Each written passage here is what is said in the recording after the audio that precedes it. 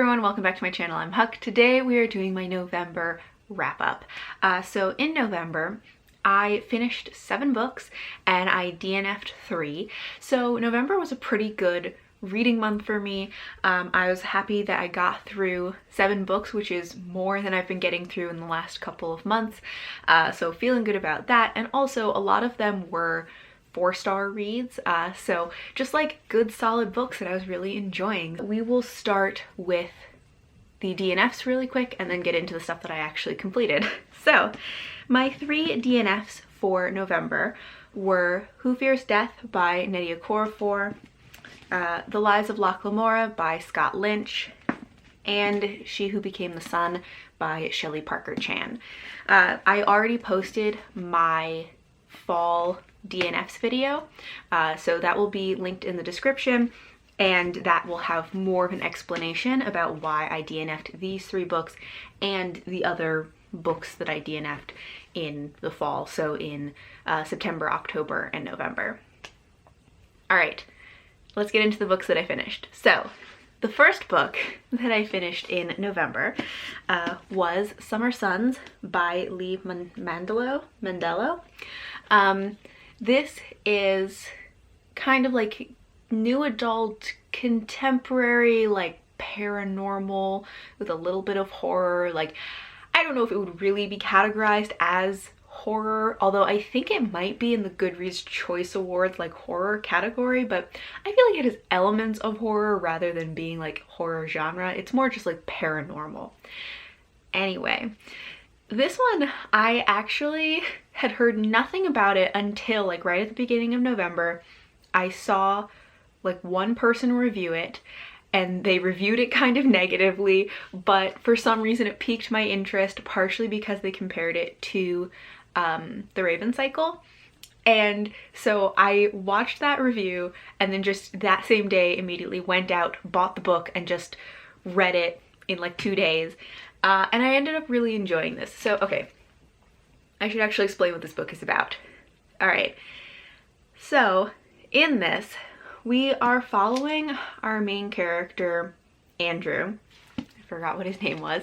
But we're following our main character, Andrew, who his best friend recently died. The two of them have pretty much been inseparable for most of their lives, and have had a very weird and kind of toxic relationship that up until this point Andrew has not really realized that it was toxic and hadn't fully realized like the scope of their relationship. But they were separated for a while his best friend Eddie was at school. And Eddie died while he was there, and everyone says it was a suicide. Andrew does not believe that it was a suicide. He thinks that something else happened, and either somebody was involved or maybe the paranormal was involved, because he and Eddie could both see dead people. They both could see, not exactly ghosts, but they would call them revenants.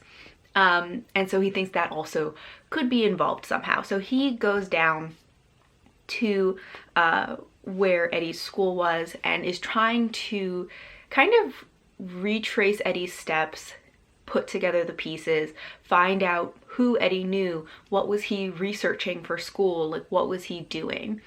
And so Andrew meets like the people that, you know, like his academic advisor, but also this group of locals who Eddie had befriended. And that's the stories. He's trying to figure out what happened to Eddie, but along the way kind of learning more about Eddie and more about himself and the nature of their relationship. Since reading this, I've seen a couple people read it and review it and compare it to The Raven Cycle, which I can definitely see those comparisons. It is kind of a like Southern Gothic paranormal, like there's part of it where they're at school, like there are definitely elements in that way, but also, you know, there's drugs and car racing and ghosts and queer characters, and like, you know, there are a lot of elements that this has in common. I think this book is very much its own story, but it hits a lot of the same beats in terms of like story elements and also certain character tropes. There are a lot of characters who have like little elements of Ronin in them.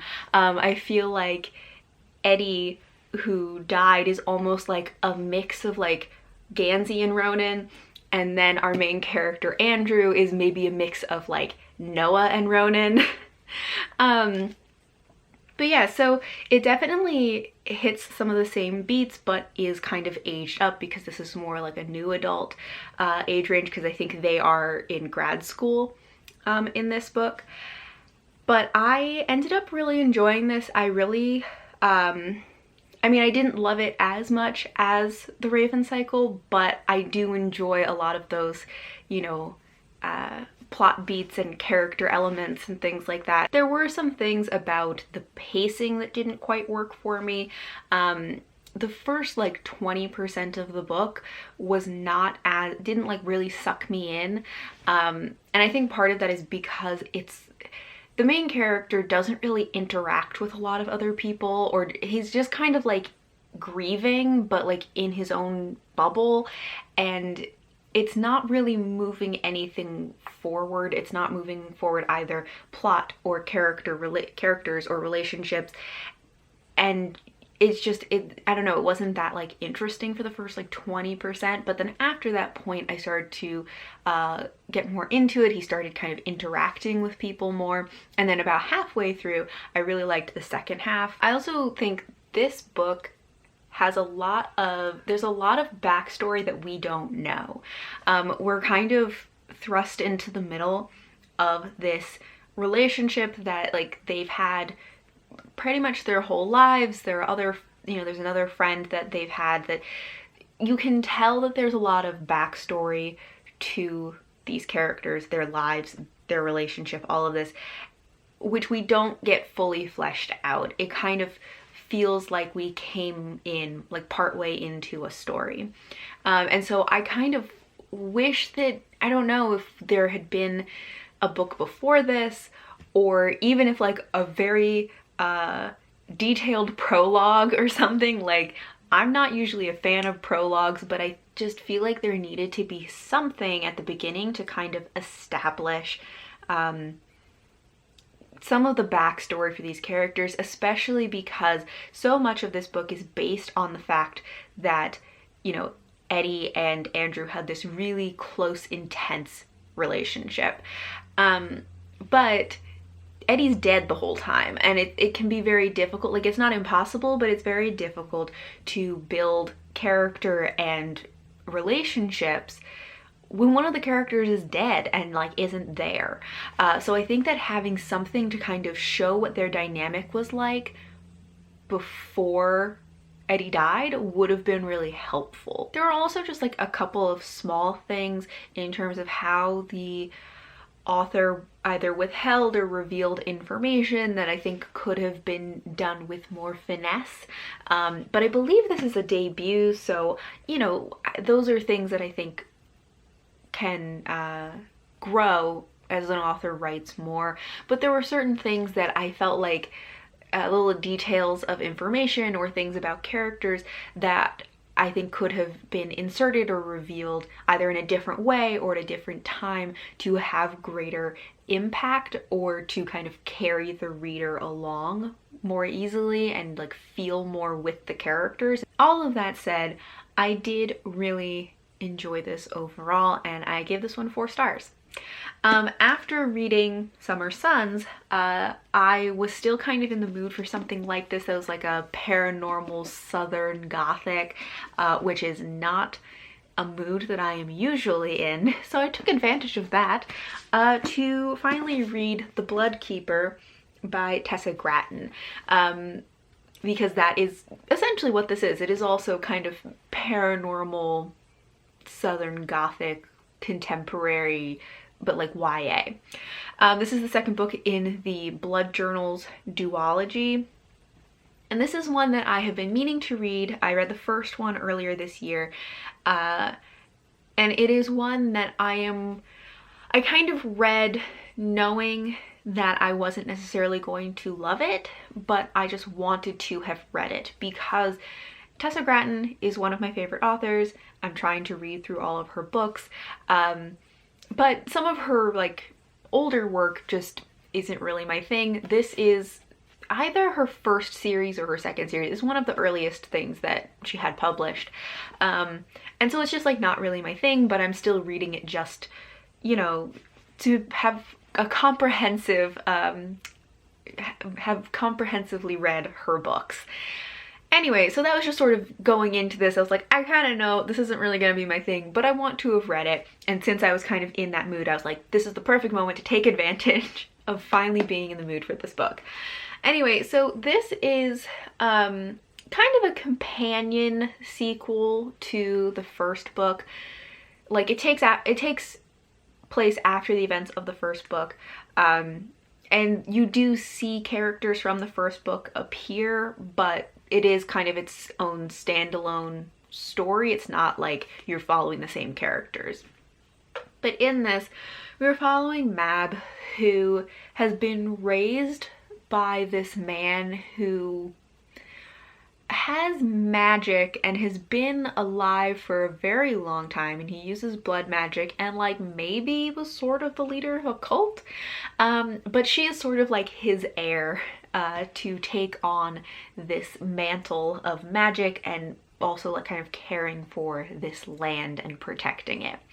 But then a spell of hers goes awry and kind of awakens like a curse, and she has to figure out how to fix it. And this I actually enjoyed more than I was expecting to. I think I liked this one a little bit better than the first book, but I don't have a lot else to say about it. It was fine. It's not really my kind of thing, but I'm glad that I read it. Oh, and I gave it 3 stars, I think. All right, after that, I have 2 audiobooks, which are Dragon Keeper and Dragon Haven. These are the first 2 books in the Rainwild Chronicles, which is the 4th series in the realm of the Elderlings. I'm like making real progress on this series. I finally got around to these. I've been meaning to start this series for so long. And I ended up listening to these as audiobooks, which worked really well for me for a few reasons. One being that although I really enjoy the world of the realm of the Elderlings, the Rainwilds is not my favorite location. And also that in this, so we're back in the Rainwilds and with these dragons. I don't really love the dragons in this world. And so those are both things I think if I had been reading this physically, I may have kind of dragged it down for me, but it worked really well as an audiobook. I think the audiobook was just also really good. And yeah, so I ended up reading these 2 back to back, which I would definitely recommend doing with these 2 books. So these 2 were originally written as one book and then split into 2 books by the publisher because it was getting too long. And you can definitely tell that because the first book doesn't really have an internal story arc and it doesn't really have a conclusion. The first one is pretty much just all set up. It feels like the first half of a book, and then just sort of stops in the middle of the story. There's no real conclusion. There was no real arc to the story. And then the second book really just picks up immediately after the first one and completes that story arc. And you get some of that like payoff of character development and growth. And so I think they really work best if you kind of treat these 2 books as one. That's how I would recommend reading them. Overall, I really enjoyed these. And I gave the first one 3.5 stars because it was kind of like, and then the second one got 4 stars because we got more of that story arc, that character development payoff, and more of a real conclusion. So I am excited to finish this series. I'm planning to binge the next 2 books as audiobooks as well in December. All right, and then I had a nonfiction book that I read which was The Burnout Epidemic, The Rise of Chronic Stress and How We Can Fix It by Jennifer Moss, which was good. This takes a view of burnout, or treating burnout as more of a systemic issue, specifically for occupational burnout, so burnout that we experience at work. So instead of just individual self-help initiatives, it's more about like as a larger system, and like what are structural issues or cultural issues in an organization that would either promote or reduce burnout. And I thought this was really good. It had some really interesting stuff in it, and it pulls on some good research. After that, I read The Bone Shard Daughter by Andrea Stewart. This is the first book in a series that takes place in this world where the Empire uses bone shard magic to protect the Empire, question mark.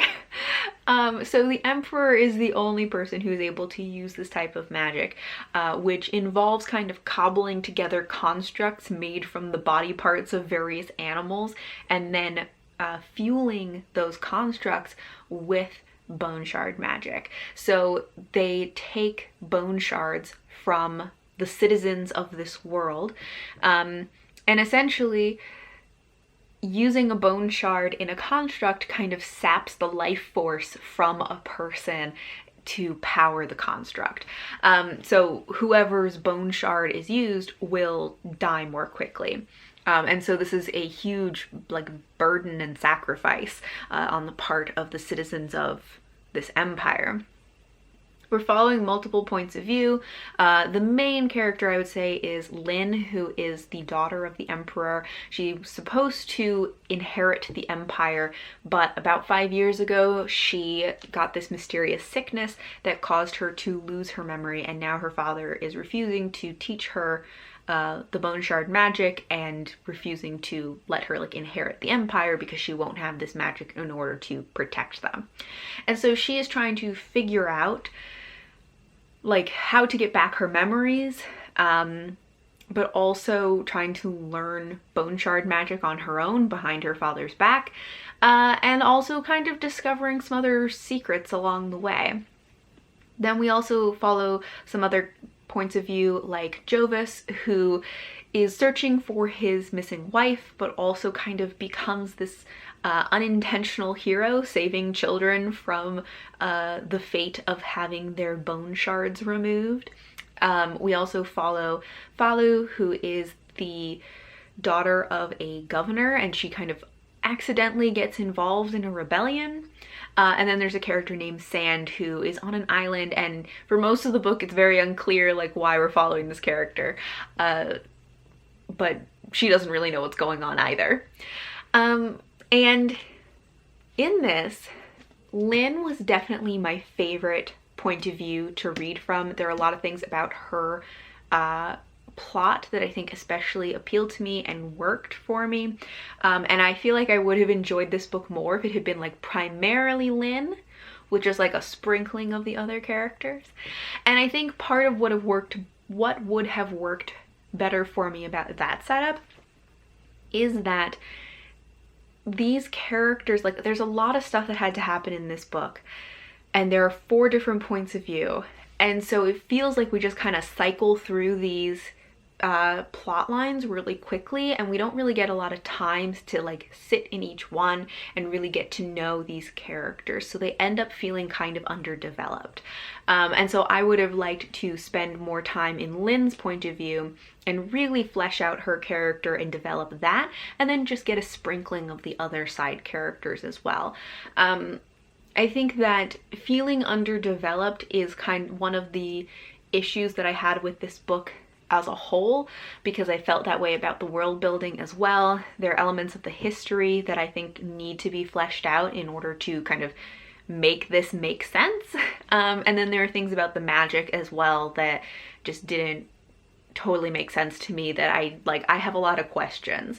But overall, I did really enjoy this, and I think like, it has some really interesting ideas. It's a cool world, there's cool magic, and I did like, you know, a lot of the points of view and their plot lines. Like, I want to know what happens. So I'm very interested to see where the series goes. I'm definitely going to read the second book. I already bought it. And I'm just hoping that in that second book, you know, we get some of these questions answered, get some things fleshed out more, get to learn more about the world and the magic, and get more about these characters. So that's what I am hoping for. I'm hoping that some of my questions will be answered and we'll get more time with each of these characters in the second book, but I really want to know what happens. Based on the way that this ends, like, I was left with more questions, and also, like, I think we're gonna find out some real messed up stuff that some people have done in the second book, if we get some of these questions answered. But yes, I gave this 4 stars. And then the final book that I read in November was a buddy read, which was rereading Wildwood Dancing by Juliet Marillier. So Kara and I buddy read this, and it was a reread for both of us, and we had kind of similar experiences with this. Actually, you know what, I'll tell you what it's about first. So this is a YA fantasy, like historical fantasy set, I think, in Romania. That's sort of a mix of the 12 Dancing Princesses and the Frog Prince. So in this, we're following, there are 5 sisters, and their father is a merchant, and towards the beginning of the book, he has to go on a trip for work, and pretty much leaves the oldest 2 daughters in charge, and the second oldest, who's our main character, Jenna, he has trained her in how to manage the business, manage their finances, and is like, you can take care of the household and the finances and all of that while I'm gone. And so they are kind of left there, but he doesn't know that every month on the full moon, they are able to travel to the other world, to the world of the Fae, and join in this full moon revel, where they can dance and party and, you know, all of this. And they've been doing this for years, and they have friends in the other world and all of this. But then a few things happen that kind of throw a wrench in the situation. One of them is that while their father is gone, their cousin Cesar kind of tries to take over and control them and their business, and just tries to take over everything, which causes problems for them and starts to prevent them from being able to make their monthly trips to the other world. The other thing that happens is, while they are at one of these revels, the night people show up, which are kind of like vampires. And so these vampires show up in this like fairy world, and they bring with them, one of the people that they bring with them is very interested in Tati, who is Jenna's oldest sister, and that starts to cause some problems as well. So with this reread, it's been a very long time since I first read this. I think it may have been around 2008 or like 2009 when I first read this book, so it's been a while. But there are a few things that kind of surprised me, I guess. Like, I remembered the sisters being more like involved in the story, but in this I feel like a lot of their role in the story is just to like create obstacles or difficulties for Jenna to like manage, because she's like the sensible sister who takes care of everybody, and so they kind of just like made problems for her.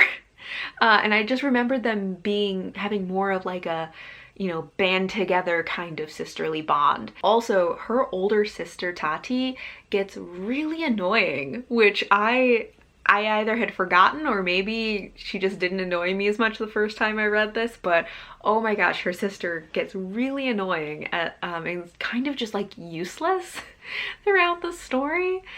I also, like, I had much more of like, I don't know, like emotional reactions to this book. I had a lot of feelings about it.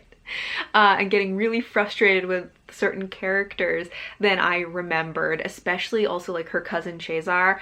I hated him so much. And I didn't remember having such a strong feeling. Like I remember like, oh yeah, he does some stuff that like you don't like him, right? But like, oh my god, I hated his character so much. And he's the type of character where it's like he's not even necessarily that he's a villain so much as that he's just like, he's a very realistic person who's just the worst. And that's what is so frustrating about him, and why I just hated him so much is because I'm like, yeah, there are real people like this, and this is what he's doing is very realistic, and he genuinely thinks that he is doing the best thing and is helping them and like is right. I also did remember really liking her frog. So there is a frog named Gogu who is Jenna's best friend and accompanies her on a lot of the like adventures that she goes on, and I remember really liking him, and I really liked him again. Like Gogu was great. He just had a great role in the story, and I really enjoyed his character. He was probably my favorite character in this.